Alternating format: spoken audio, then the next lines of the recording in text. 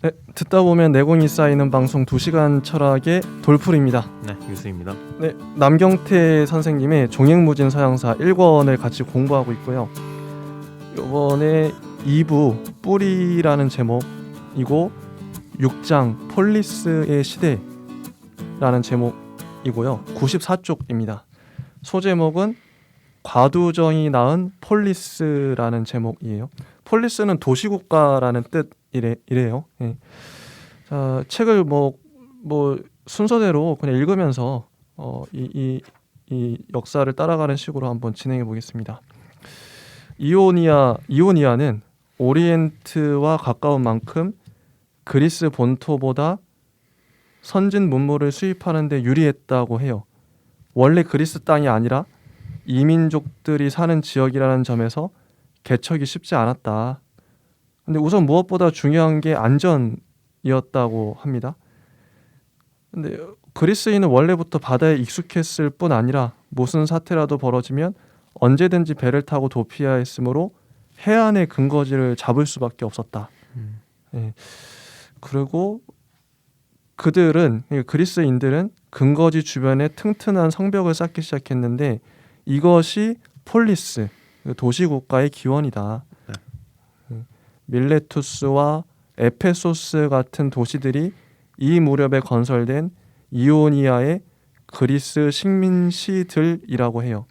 특히 밀레투스는 예전부터 있던 도시였으나 그리스인의 이주로 활발한 해상 무역 기지가 되었다. 약간 고려 시대의 병난도 같은 느낌이네요. 그런가요? 뭐 약간 뭐 장보고 있었던 뭐 그쪽 아닌가요? 좋네요. 네. 그리고 한편 아티카로 모여든 그리스 본토인들은 사정이 달랐다. 이게 두 부류, 아까 5장 마지막에 두 부류로 나눠졌다 그랬죠. 그렇죠. 네, 한 부류가 지금 방금 말한 그 이오니아로 갔던 그 부류가 있고, 그리스를 떠난. 네, 그리스를 떠난 본토 밖으로 나가버린 사람들이 있고, 지금 또 한 부류는 그리스 본토에 남은, 이 본토는 아티카라고 하는데 아티카에 모여든 사람들은 사정이 또 달랐다 그래요. 네. 이 도리스인들은 펠로폰네소스에 안주했다. 그리스인들로서는 비록 안방을 내준 격이긴 했어도 이 도리스인들이 누구냐면 그리스인들을 침략해 들어온 북방 이민족인 거죠. 북방이었나요? 북쪽에서 내려왔으니까 뭐 북방 이민족 아닐까요? 좋습니다. 하여튼 이민족입니다. 이민족. 네. 예, 침략한 그리스인들로서는 비록 안방을 내준 격이긴 했어도 일단 큰 충돌의 위험은 넘겼다. 예. 그래서 이러한 민족 간의 갈등은 나중에 스파르타와 아테네의 갈등으로도 나타난다고 해요. 예. 물론 본토의 폴리스에도 성벽이 있었지만 그 성벽의 역할은 방어보다는 주로 경계선의 역할이었다고 합니다. 개방적이었다는 거죠. 약간 제주도에 그런 거 있잖아요. 그 문 그 세 개 짝대기 있고. 알죠. 네, 이제 정확한 명칭이 기억이 안 나는데. 네, 기억은 안 나는데 그것도 개방적인 것 같긴 해요. 네, 그렇죠. 뭔가 열려 있는. 그래서 폴리스의 한 가운데 있는 아크로폴리스, 이건 광장이라고 합니다. 광장과 아고라는 시장이라고요. 네. 이 시장은 정치, 행정, 여론의 중심지로 기능했다고 해요. 아테네와 코린토스, 테베, 아르고스 등이 그리스 본토의 대표적인 폴리스들이다. 이게 대단한 게 그리스 본토의 폴리스는 200여 개 정도 있었고 네. 이오니아까지 포함해 지중해 전역의 폴리스는 모두 합하면 1000개가 넘었다. 와, 진짜 어마어마한 숫자였던 것 같아요. 네네. 그만큼 어떻게 보면 중앙 집권이 힘들었다는 얘기기도 하죠. 맞아요. 본토의 폴리스들은 미케네 전통의 영향을 크게 받았다고 합니다. 미케네의 고대적 봉건제를 바탕으로 성장한 귀족 세력이 토지 확장에 나선 탓에 이미 이 암흑시대 후반기쯤 되면 그리스에는 토지의 사유화가 상당히 이루어졌다. 이 토지의 사유화는 귀족들이 다 먹었겠죠. 그렇죠. 대토지를 소유한 지주들의 힘이 커지겠죠. 근데 바로 이 폴리스를 이루는 주축이 되었다고 합니다. 그래서 폴리스의 시민이란 그냥 주민들이 아니라 귀족들을 가리키는 말이었다고 해요. 노예는 물론이고 일반 평민들도 폴리스의 시민이라는 자격을 가질 수는 없었다. 이렇게 폴리스는 처음부터 귀족 정치 체제로 출범했다고 합니다. 네. 예. 96쪽으로 넘어가면 폴리스에도 왕은 존재했지만 왕권은 보잘것 없었다. 그냥 이름만 있는 그런 왕이었던 것 같아요. 더구나 미케네 시대의 공동체적 성격마저 사라졌으므로 귀족들은 마음대로 토지를 겸병했으며 토지를 많이 가진 자가 정치적 발언권도 컸겠죠. 귀족들은 전차, 말 등 무기를 소유하고 마음대로 사병들을 거느려서 자기 땅에서 군주나 다름없는 존재였다고 합니다. 네. 97쪽의 이 그 주석 보면은 원래 왕권과 귀족 세력은 항상 대립하기 마련이라고 해요. 왕권과 귀족 세력. 예, 흔히 고대 그리스가 민주주의를 취했다고 말하지만 실은 귀족이 지배하는 과도정에 가까웠다고 합니다. 국민 주권에 관념이 없는 고대 민주주의는 진보적인 체제이기는커녕 오히려 왕정보다 후진적인 체제다. 이건 남경태 선생님의 해석이에요. 네. 그리스 이후에 고대적 왕정인 로마 제국이 성립하는 것은 그 때문이다. 이후 서양의 역사는 중세의 분권 시대를 거쳐 근대 절대 왕정으로 업그레이드되었다가 근대 민주주의로 넘어간다. 그래서 정리를 하면 인류 역사에서 왕정, 네. 귀족정, 민주정 이외의 정치 제도는 출현한 적이 없다. 그래서 아리스토텔레스에서부터 루소와 헤겔에 이르기까지 서양의 정치 사상가들은 모두 그 세 가지 정치 제도를 원형으로 삼았다고 합니다. 이 관점은 상당히 네. 재밌죠. 왜냐하면 재밌어요. 지금 같은 경우에는 민주주의이기 때문에 그리스가 상당히 앞섰다라고 뭐 저희가 생각을 할 수가 있는 거죠. 그렇게 인식할 수가 있는데, 근데 이 당시에 보면은 와, 쟤들은 아직도 분열되어 있어? 라는 시각으로 아테네나 그런 이오니아의 폴리스들을 바라볼 수 있었던 거는 충분히 그들의 시각으로는 그랬을 거예요. 우린 이렇게 단일한 힘으로 단일하게 집권화가 돼 있는데 쟤들은 아직도 분열돼가지고 자기들끼리 못 뭉치고 있다고. 맞아. 상당히 후진적으로 볼 수 있는 예, 거죠. 오히려 후진적이었다 그때 당시. 지금 민주적인 게 뭐 선진적인 게 아니라. 그렇죠. 이제 뒤에 8장으로 하면은 이제 사상에 관해서 나오는데 거기서 남경태 작가는 이런 언급을 해요.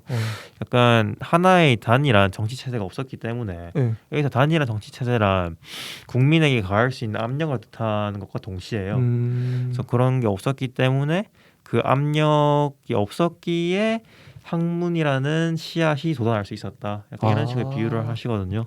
뭐, 그렇겠네. 네, 그래서 보면은 철학은 뭉치기 어렵고 그렇다고 해서 뭉치지 않으면은 약간 아테나 스파르타의 말로처럼 약간 뭉쳐진 거에 짓밟히고 어떻게 보면 약간 헤겔의 변증법이 생각나기도 하는데 정반합해가지고 아무튼 그런 제 개인적인 사견이었습니다. 저도 거기 뭐 덧붙이자면 저도 예를 들면 우리나라의 그 박정희나 전두환 같은 군사 정권, 독재 정권이었죠. 그런 정권이 있으면 그렇게 되게 뭐랄까 그 국민들을 네. 압박해가지고 너희들은 이렇게 가야 돼 해가지고 하나의 방향을 제시. 근데 그거는 이제 뭐랄까 경제 발전할 때는 뭐 좋을 수도 있어요. 한쪽으로 그냥 밀어붙이면 되니까.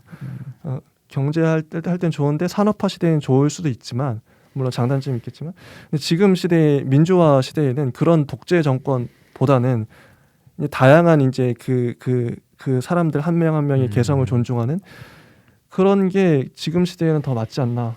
그러니까 약간 한 국가 안에서의 정반합이네요. 그렇겠죠. 우리나라도 어쩌다 보니 정반합이 돼버린 거죠. 네, 좋습니다. 그건 뭐 현대사 할 때 또 해보면 재밌을 것 같아요. 97쪽에 보면 묘한 일은 귀족들이 지배하는 폴리스들 간의 다툼이 있을 법도 한데, 그러니까 그렇게 폴리스가 1000여 개가 됐는데 다툼이 있을 법도 한데 그러지 않았다는 점이다. 오히려 그리스의 귀족들은 서로 뭉쳐 집단 방위 체제를 구성했다. 이게 이제 중국의 춘추전국 시대에 제후국들 간의 치열한 다툼이 벌어졌던가 비교하면 큰 차이다. 이렇게 설명하세요. 수많은 도시 국가로 분립한 비슷한 상황이 있었는데도 고대 그리스와 고대 중국이 차이를 보인 이유는 중심의 유무로 설명할 수 있다. 남경태 선생님은 이 포인트를 잘 잡으신 것 같아요. 서양엔 중심이 없고 동양엔 중심이 있었어. 중국은. 그래서 서양과 동양의 차이가 나는 거야. 이런 식으로 계속 설명을 하시죠. 저는 동의하고 맞는 말이라고 생각해요. 중심이 없었기 때문에 서양은 그렇게 갈 수 있었다. 약간 뭐 지리적 중심에서 시작해서 네, 그렇죠. 태초에 지리적 중심이 없었기 때문에 정신적 중심도 없었다. 약간 이런 식의 네. 설명을 하시죠. 음. 지금 시대에도 저는 중심이 없는 게 오히려 더 좋지 않을까? 어때서 그렇죠? 왜냐면요, 중심이 있다는 건 어떤 왕이라든지 아까 말했던 뭐 독재 정권이라든지 하나의 방향을 제시한다는 거거든요. 이렇게 쫙 가자 이렇게 막 구르르 가는 건데 지금 시대에는 그런 게 뭐랄까 민주주의에 맞지 않다고 할까? 그렇게 되면 사람들 필연적으로 왕이든 뭐 독재 정권이든 억압하게 되고 뭐 이 한 방향으로 가지 않으면 그 폭력적으로 네네. 간다는 거죠. 그래서 최대한 그냥 가까이게 그냥 니들이 알아서 해. 이런 게 낫지 않을까? 중심이 없어 버리면 네 마음대로 해. 그냥 이렇게 되는 거죠. 약간 미국의 그 아나키스트 그런가요? 혹시 아시나요? 아나키스트 무정부주의자 예, 약간 그게 좀 생각이 나는 편입니다. 그런가? 그런 쪽인가? 아무튼 선생님께서 주장하시는 거하고 응, 짧게 응. 아나키스트하고 구별되는 지점이 있다면 어떤 게 있을까요? 그러니까 지금 우리는 지금 중심에 대해서 얘기를 하고 있잖아요. 아나키스트. 근데 이게 아나키스트는 뭐 간단하죠. 아나키스트는 정부 자체를 부정하는 거잖아요.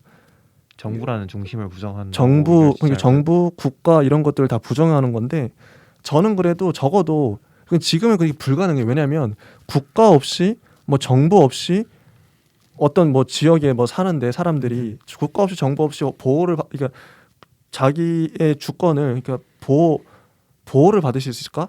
그러니까 이게 어쨌든 우리는 어느 나라에든 속해야 되는 거고 그건 뭐 필연적 어쩔 수 없는 것 같아요. 지금의 이 지구에 사는 사람들은 누구든지. 네. 그래서 전 정부나 국가를 부정하진 않아요. 어쨌든 그 사는데 근데 정부와 국가가 너무 사람들을 차별하거나 압박하는 그런 것들은 좀 거시기하다. 강도의 네. 거시기는 약간 강도의 문제라는 거죠. 그죠. 중심이 있어야 하되 그 강도의 문제다. 그죠. 중심이 있더라도 너무 국민들을 이렇게 옥죄거나 억압하거나 폭력적으로 하면 안 된다 이런 거죠. 뭐 강도의 문제라고도 해석할 수 있을 것 같고요. 음, 이제 저 같은 경우에는 그러니까 이 사람이 조직을 만드는 이유는 그러니까 노조가 됐든 아니면 국가가 됐든 뭐가 됐든 그거는 안전을 위해서라고 생각을 해요. 안전. 자신의 권리를 위해서. 음, 그러니까 그런 점에서 보면은 맞아. 정부나 뭐가 됐든 중심점이 되는 곳에서부터 보호를 받는다기보다는 네. 약간 연대의 느낌으로 그러니까 약간 이렇게 생각을 해봐요. 그러니까 국가가 중심이 있고 이렇게 그죠. 사람들이 거기서부터 계속 이렇게 원을 그리고 있어요. 90원을 그리고 있어요. 네. 그래서 여기 가까우면 가까울수록 안전한 거예요. 여기가 약간 권력의 상층부라고 할 수가 있죠. 네. 돈이 많다거나. 네. 그러면은 이 중심으로부터 보호를 받는 게 아니라 사람들이 이렇게 손을 잡고 강강 수월하듯이 이렇게 있다고 생각을 하면은 네. 서로가 서로에게 보호막이 되어주는 네. 약간 그런 느낌의 사회를 한번 몽상해 보고 싶습니다. 어떤 건지 알겠네요. 네, 요건 요 정도로 하고 98쪽 넘어가겠습니다. 네. 폴리스의 형질 변경이란 제목이에요. 소제목이고 그리스 폴리스들 간에도 물론 이제 전쟁이 있긴 있었다고 해요. 그런데 중국의 폴리스와 달리 그리스의 폴리스들은 정치적인 문제보다 경제적인 문제로 다퉜다. 네. 무역의 독점이 중요했던 거죠. 폴리스한테. 경제 생활의 변화는 곧장 폴리스 체제의 변화로 이어질 수밖에 없다.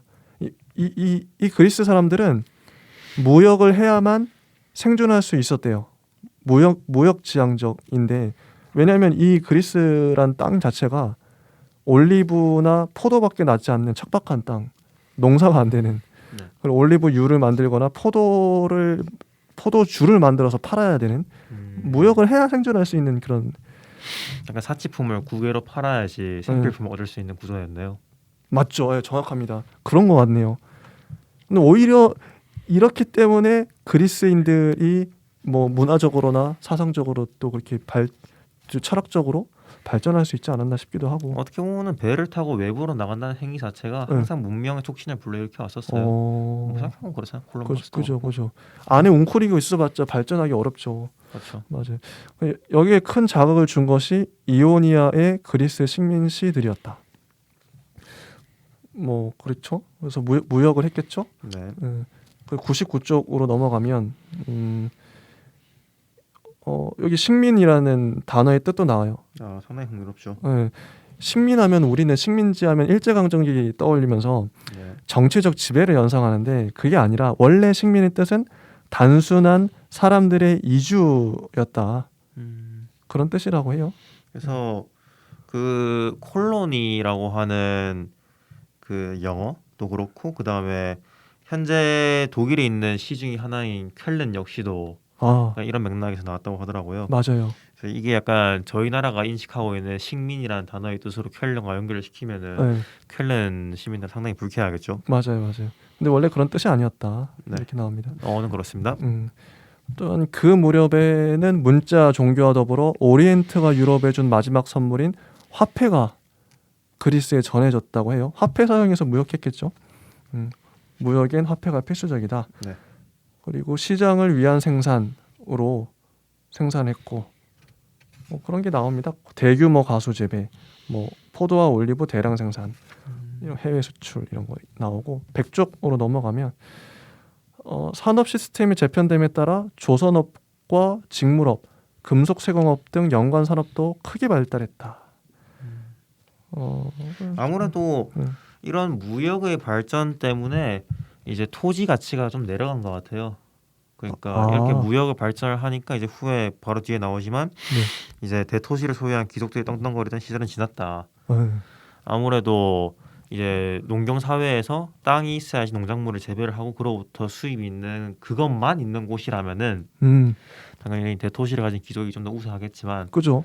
근데 이제 무역 중심으로 GDP가 얻어지니까 맞죠. 예. 이제 그렇기 때문에 약간 귀족 중심의 권위가 떨어지고 어떻게 보면 영국의 산업혁명 당시에 수많은 산업 기계들이 도입이 되니까 네, 이제 평민들의 지위가 올라가면서 맞아요. 부르주아 계급이 형성됐듯이 그래서 비슷한 맥락으로 그리스에서 평민들의 지위가 높아진 것 같아요.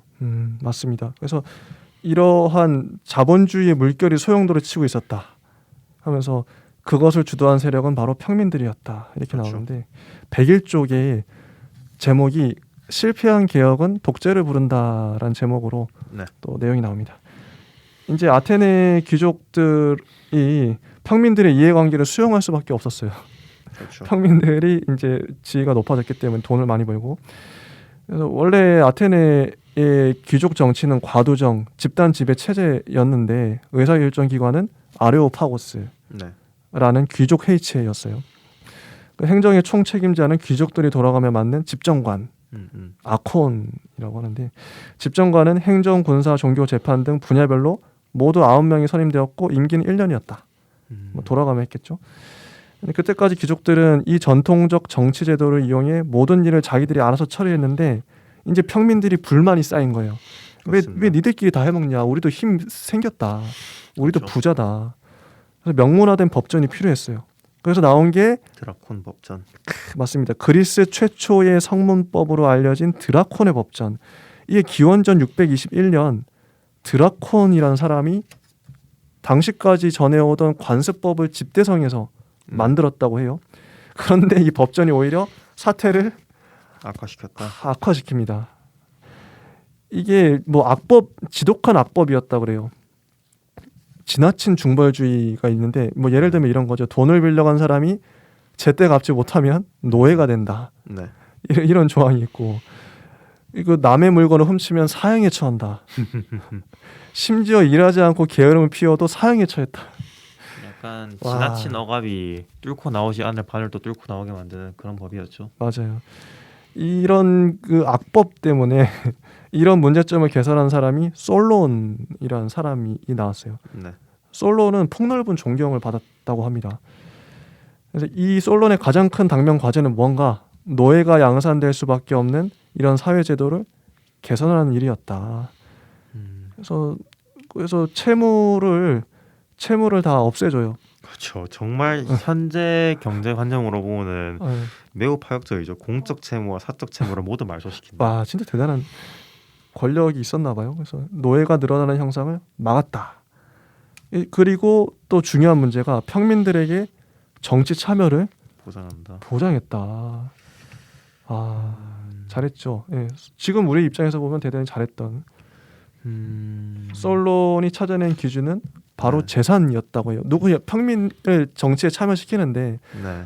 어떤 기준으로 평민을 이제 참여시킬 것인가? 근데 재산이었다는 거죠. 어떻게 보면은 영국에서 발전한 부르주아와 귀족 간의 대립과 상당히 유사하다고 볼 수 있을 것 같아요. 영국에서도 돈 많은 사람이 그러면 이렇게 그렇죠. 돈 많은 부르주아들을 평민의 대표로 뽑았었죠.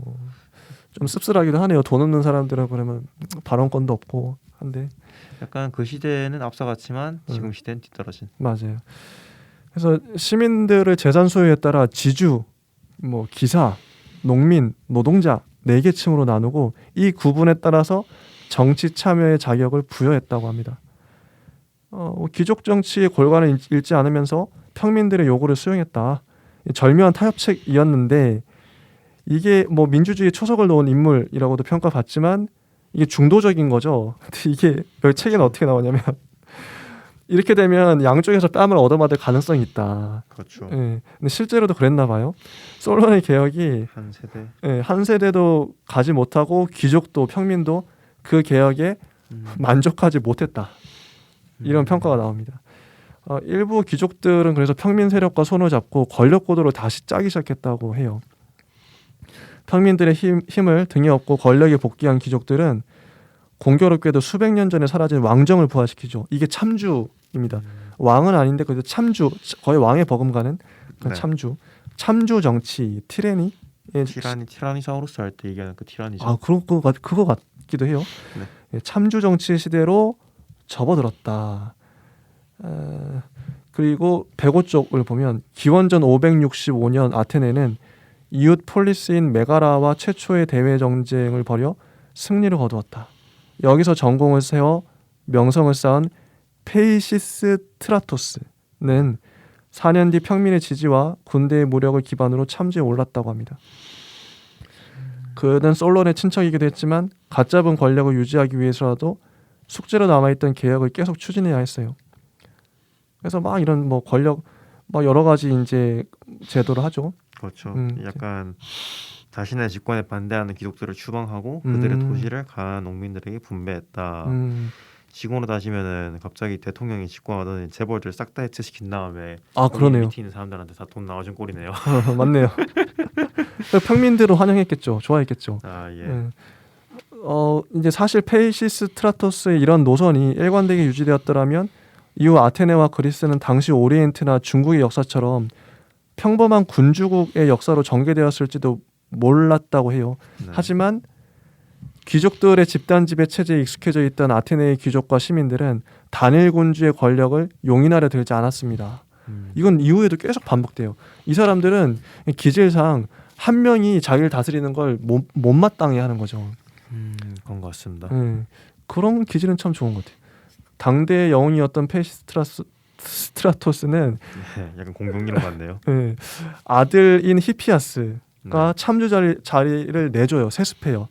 이게 세습하니까 입이 잔뜩 부은 거죠. 귀족들도 그렇고. 네. 그래서 이제 망했다. 네, 히파이스가 이제 초반에는 잘하다가 이제 뿔난 귀족들한테 자기의 동생이 암살당한 뒤부터는 거의 뭐 로마의 네로 마냥 맞아. 이제 거의 뭐 이게 후에 제 기억이 맞는지 모르겠는데 후에 이 사람이 그 페르시아의 첩자 노릇도 하죠. 맞아. 그때 나온 것 같아요. 예, 첩자하고 참 매국노가 돼버리죠. 예, 미래의 매국노 히파이스입니다. 히피아스입니다. 히피아스 맞아요. 자, 그래 106쪽으로 넘어가면 그리스의 이질적 요소. 여기 이제 스파르타가 나오죠. 네. 107쪽에 스파르타는 공식 명칭이 라케다이몬이라고 해요. 네. 라케다이몬은 신화 속 인물인데 제우스의 아들로 태어나 에우로타스의 딸 또 어렵다. 어쨌든 어쨌든간에 이제 예. 스파르타가 약간 좀 구어 같은 느낌이고 그 다음에 맞죠. 그 정도만 하면 돼요. 네, 스파르타 구어고 그다음 라케다이몬이 좀 더 문어 같은 느낌인데 좀 더 격식화된 표현인데 항상 헤로토스 역사하고 투키디데스 펠로폰네소스 전쟁사를 비교를 할 때 좀 더 실제로 책을 비교를 해봐도 그렇고 펠로폰네소스 전쟁사와 좀 더 디테일해요. 읽어보셨어요? 뭐 저는 다 읽어보시나도 훑어봤었죠. 보면은 좀 더 디테일해요. 그다음에 약간 인지 심리학 이런 말이 있어요. 숫자와 그러니까 규칙적이지 않은 불규칙적인 숫자와 고유명사가 나오면은 사람들이 그걸 믿게 돼요. 그러니까 예를 들어서 뭐 내가 있잖아 어저께 10명의 사람들과 뭐 한 3번 어디 뭐 술집을 갔다가 나 이런 식으로 약간 술집도 구체적인 뭐 고유명사 언급해 가면서 하면은 믿죠 이 그러면. 뻥이더라도 약간 사람들이 그래 하면 약간 뇌 혼선이 생겨 믿어버려요. 믿을 것 같아요 저것도. 아무튼간에 뭐 투키데스도 어느 정도 과장이 있겠지만 펠로폰네소스 전쟁사가 좀 더 디테일해요. 이 얘기를 왜 하냐면은 약간 헤로도스 역사에서는 스파르타라는 명칭을 쓰는데 그 다음 세대인 투키데스는 펠로폰네소스 전쟁사에서 스파르타를 라케다이몬이라고 실제로 그렇게 적어놔요. 어떻게 보면은 약간 두 역사가끼리의 누가 더 현실적이냐라는 싸움에서 이 지명에서는 이제 투키디데스의 손을 들어준 거죠. 맞습니다. 자, 계속 해보면 그래서 고대 그리스의 폴리스의 양대 산맥은 양대 축은 당연히 아테네와 스파르타였겠죠. 그렇죠. 단적으로 비교해서 아테네는 아티카의 중심으로서 민주 정치를 꽃피웠던 반면에 스파르타는 펠로폰네소스 반도의 맹주로서 군국주의를 기반으로 발달한 나라였다. 이제 이 스파르타에 대한 설명이 좀 나옵니다. 왜 이렇게 될 수밖에 없었는지. 도리스인이 남하한 직후 아까 도리스인 내려왔었죠. 그렇죠. 그리스의 가장 큰 문제가 뭐였냐면 인구 과잉이었다. 왜 사실 인구 과잉은 이미 미케네 시대부터 문제가 되었다고 해요. 그리스인들이 일찍부터 해상 진출과 해외 식민을 시도하게 된 원인이 인구 과잉이었다. 이게 되게 재밌더라고요. 그런 형편에 북쪽에서 도리스인들까지 왔으니 인구가 더 많아졌겠죠. 사람이 너무 많으면 사람 치고 받기 어렵죠. 그래서 이걸 어떻게든 해결해야 되는 게 그리스의 과제였던 거예요. 국가적 과제, 민족적 과제. 전통적인 해결책은 해외 식민을 활성화하는 거죠. 밖으로 나가는 건데. 아니면은 이제 무역을 활성화해서 좀 더 나라의 GDP를 높여버리거나. 맞습니다. 무역을 활성화하거나. 근데 둘 다 부작용이 없는 말끔한 해법은 아니다. 이 인구 과잉 문제에 대해서 스파르타는 제3의 해결책을 제시합니다. 보통 그러니까 흘러 넘치는 힘들을 그러니까 못 주체하는 고대 문명들이 우리가 이때까지 읽으면서 다 이 길을 택해 왔었죠. 맞습니다. 정복이죠, 정복. 네. 힘만 있으면 무력으로 정복해버리는 거예요, 그냥. 그래서 백구 쪽에 보면 근데 이 방법도 문제는 있었다. 이 스파르타인들은 그 피식민지, 피정복민을 두 가지로 구분했대요. 저항이 심하지 않으면 순순히 자기 말을 따러 그런 사람을 페리오이코이라고 불렀고 끝까지 저항한 골수 반대파를 헬로타이라고 불렀대요. 그렇죠. 약간 1급 시민이 자기들이 하면은 이제 지배를 순순히 받아들인 사람은 약간 2급 시민. 맞습니다. 그 다음에 끝까지 반항한 사람을 3급 시민이라 해가지고 이 3급 시민들 같은 경우에는 너무 억압을 많이 하다 보니까 이제 예를 들면은 힘센 젊은이들을 이제 밤에 몰래 살해해버리고 힘이 세니까 이건 대단하더라고요. 대단하기보다 좀 잔인하더라고요. 그래서 스파르타의 군국주의를 설명하기 위해서 이걸 언급을 하는데 실제로요. 소수가 다수를 감시하거나 지배하기 위해서는 엄청나게 강력한 중앙이 필요해요. 그럴 것 같아요. 그러니까 실제로 뭐 미국이나 아니면 다른 여러 나라들의 노예들의 양상을 보면은 그 노예 대비 지배자의 퍼센테이지가 낮아지면 낮아질수록 훨씬 더 가혹해서요. 그러니까 심지어 퍼센테이지가 5%가 되는 경우가 있거든요. 이제 그런 경우에는 IT 같은 경우인데 이제 그 경우에는 거의 나라가 지탱하기가 너무 어렵죠. 그러니까 인간적으로 그래서 뭐 결국엔 붕괴되게 돼 있어요. 붕괴를 했고요. 아니 5%가 어떻게 95%를 지배합니까? 거의 뭐 역사의 맥락이 있습니다. 나중에 피케티라는 경제학자의 책을 읽어보시면 좀 더 재밌게 읽을 수 있습니다. 좋습니다. 그래서 소수가 다수를 지배하고 감시하려면 온 국민이 사방을 경계하는 방법밖에 없다. 그렇죠. 따라서 스파르타의 군국주의와는 필연적이었다. 이렇게 설명이 되네요. 아테네에 드라콘이 있었듯이 스파르타에도 전설적인 아까 드라콘의 법전 나왔죠. 그런 것처럼 전설적인 입법자인 리쿠르고스가 있었대요. 기원전 9세기에 그는 군국주의를 아예 전 국민의 생활로 만들었다. 그렇죠. 약간 뭐 요약하면은 이 왕이 엄청나게 또 엄격한 법전을 드라콘의 제2세대 버전으로 만들었다. 여기 인용문 재밌는 게 이런 식으로 나와요.